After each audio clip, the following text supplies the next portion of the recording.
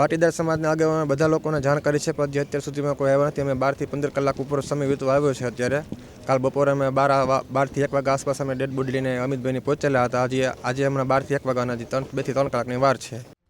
અમિત ખૂંટ મામલે ખૂબ મોટો ખુલાસો થયો છે, કારણ કે આજે સવારે અમિત ખૂંટના મોટા બાપુજીના છોકરાનો એક વિડીયો સામે આવ્યો, પ્રતિક્રિયા સામે આવી અને એમાં એણે કહ્યું કે અમે ગઈકાલથી જ પાટીદાર આગેવાનોને જાણ કરી દીધી છે, છતાં પણ 24 કલાક વીત્યા, હજુ સુધી કોઈ પાટીદાર સમાજના અગ્રણી અહીંયા ઉપસ્થિત નથી થયા. નમસ્કાર, આપ જોઈ રહ્યા છો ન્યૂઝરૂમ અને આપની સાથે હું છું ભાવિક. પહેલાં તો તમે અમારી ચેનલને સબસ્ક્રાઇબ નથી કરી તો અમારી ચેનલને સબસ્ક્રાઇબ કરો, બેલ આઇકનને દબાવો, જેથી કરીને પડે પડના સચોટ સમાચાર તમને તમારા મોબાઈલ પર તરત જ મળી રહે.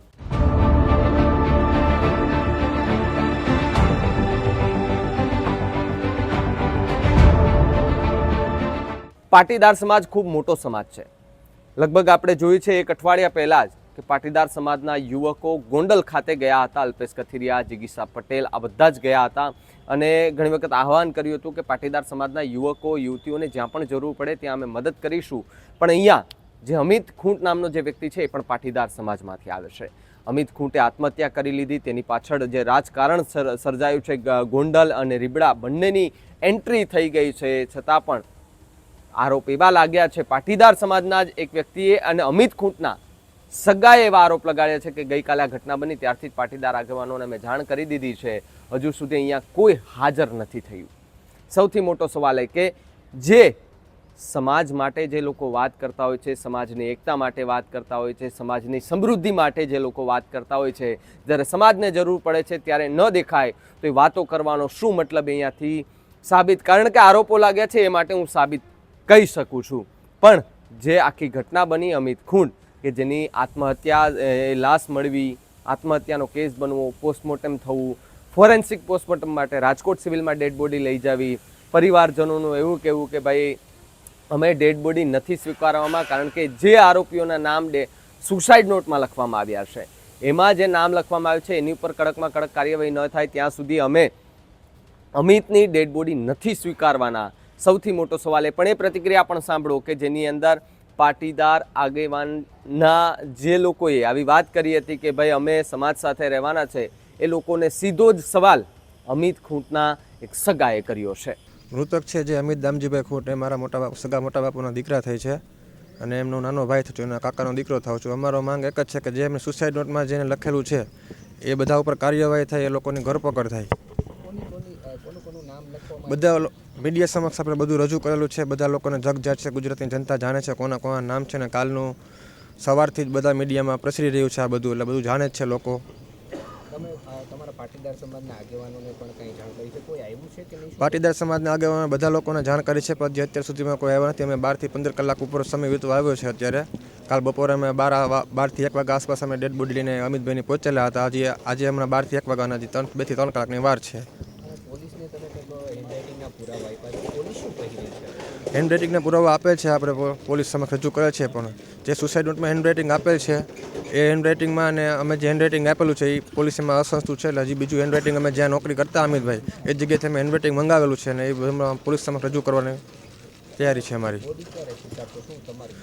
અમારી માંગ એક જ છે કે જે તે સમયે અમને ન્યાય મળે. અત્યારે આ કોઈ સુસાઇડમાં પોતે આત્મહત્યા કરેલ અમને લાગતું નથી.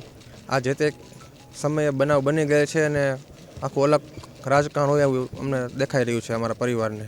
મૃતક છે જે અમિત દામજીભાઈ ખૂંટ એ મારા સગા મોટા બાપુના દીકરા થઈ છે અને એમનો નાનો ભાઈ થયો, એના કાકાનો દીકરો થાવ છું. અમારો માંગ એક જ છે કે જે એમને સુસાઇડ નોટમાં જેને લખેલું છે એ બધા ઉપર કાર્યવાહી થાય, એ લોકોની ધરપકડ થાય. બધા મીડિયા સમક્ષ આપણે બધું રજૂ કરેલું છે, બધા લોકોને જગજાત છે, ગુજરાતની જનતા જાણે છે કોના કોના નામ છે ને કાલનું સવારથી જ બધા મીડિયામાં પ્રસરી રહ્યું છે આ બધું, એટલે બધું જાણે જ છે લોકો.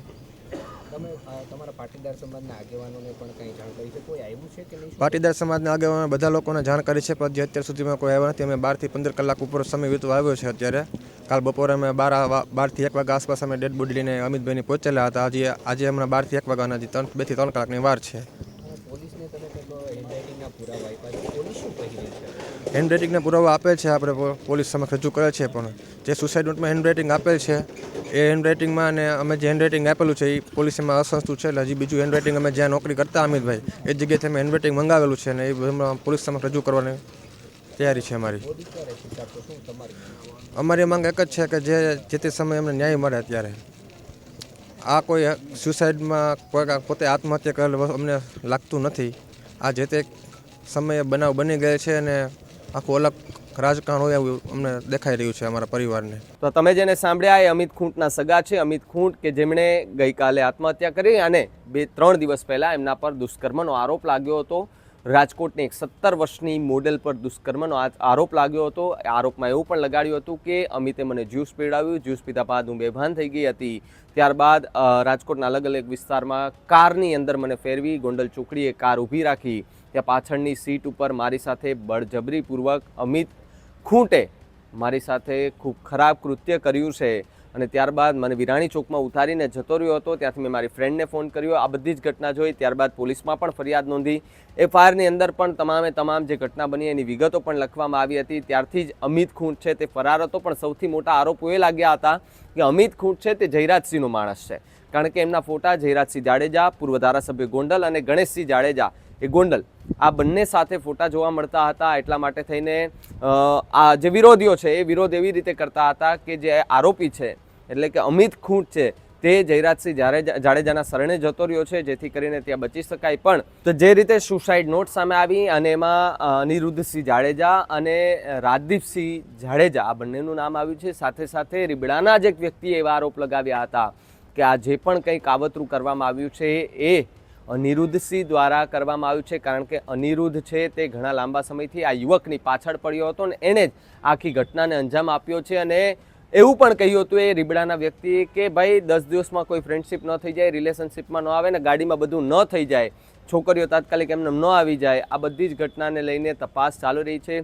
પણ સવાલ એ પણ અહીંયા ઊભો થઈ રહ્યો છે કે રાજકોટ પોલીસ હવે કઈ રીતે તપાસ કરશે, કારણ કે ક્યાંક પોલીસ પ્રવક્તા બની રહી છે તો ક્યાંક પોલીસે પોતાનું કામ જે કરવાનું હોય છે નથી કરતી. પણ હવે જવાબદારીપૂર્વક રાજકોટ એસપી અને રાજકોટના ઉચ્ચ પોલીસ અધિકારી આ બધાએ ધ્યાન અને ઝીણવટપૂર્વક આની તપાસ કરવી પડે, કારણ કે જો આ જે છોકરી છે એને ફરિયાદ લખાવી અને જો એવી કોઈ ગેંગ ચાલતી હોય તો એની ઉપર કાર્યવાહી કરો. જો આવી રીતે કોઈને ખોટા ફસાવાની વાત હોય, કોઈને પાસેથી પૈસા પડાવવાની વાત હોય, હની ટ્રેપની વાત હોય, આ બધી જ જે વાતો હોય છે, જો એવું થતું હોય તો એ છોકરીઓ પર પણ કાયદેસરની કાર્યવાહી થવી જોઈએ. એની પાછળ જે પણ હોય એમની ઉપર પણ કાયદેસરની કાર્યવાહી થવી જોઈએ. પણ અનિરુદ્ધસિંહ જાડેજા કે જેમનો પણ વિડીયો ગઈકાલે રાત્રે વાયરલ કરીને એણે એવું કહ્યું છે કે આખી ઘટનામાં અમારું કોઈ લેવા દેવા નથી, અમને કારણ વગર જયરાજસિંહ જાડેજા ફસાવી રહ્યા છે. એટલે કે હવે ગોંડલમાં ફરીવાર ગોંડલના બાહુબલી અને રીબડાના બાહુબલી બંને ભાઈઓ સામે આવ્યા છે અને આરોપ પ્રત્યે આરોપો મૂકી રહ્યા છે. જોકે જયરાજસિંહ જાડેજાની આ મુદ્દે પ્રતિક્રિયા નથી આવી, ગણેશ ગોંડલની પણ આ મુદ્દે પ્રતિક્રિયા નથી આવી, પણ જે અમિત ખૂંટ કે જેમને પરિવારજનો છે તેમની પ્રતિક્રિયાઓ ઘણી બધી સામે આવી રહી છે. અને તમે જેને સાંભળ્યા હતા આગળ પણ કે ભાઈ પાટીદાર સમાજની જે વાત કરવામાં આવી હતી, તો પાટીદાર સમાજના આગેવાનો ક્યાં ગયા?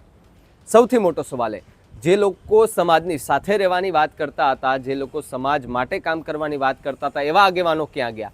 ગઈકાલ સવારથી આ ઘટના બની છે, અત્યાર સુધી પરિવારે એવો આરોપ નાખ્યો કે પાટીદાર સમાજના કોઈ આગેવાનો આવ્યા જ નથી, અથવા તો પાટીદારના જે લોકો વાત કરતા હતા યુવાનો, તો આમાં પહેલાં તો હું કહી દઉં, અલ્પેશ કથિરિયા, જિગીસા પટેલ, મેહુલ બોગરા, આ બધાની પ્રતિક્રિયા આવવી ખૂબ જરૂરી છે, કારણ કે તમારા સમાજનો એક વ્યક્તિ અને એમણે આત્મહત્યા કરી છે ને એમાં ખૂબ મોટા નામો સામે આવે છે. જયરાજસિંહ આની ઉપર આરોપ નાખી રહ્યા છે, આ આની ઉપર આરોપ નાખી રહ્યા છે. બધા જ આરોપો છે એ પોલીસ તપાસ થાય, એફએસએલના જે રિપોર્ટ આવે ત્યારે જ ખબર પડે કે જે આરોપો છે તે સાચા છે કે પછી પોલીસ તપાસમાં જે બહાર આવ્યું તે સાચું છે. આખા મુદ્દે તમારું શું માનવું છે કમેન્ટ કરીને ખાસ જણાવજો. જોતા રહેજો ન્યૂઝ રૂમ. નમસ્કાર.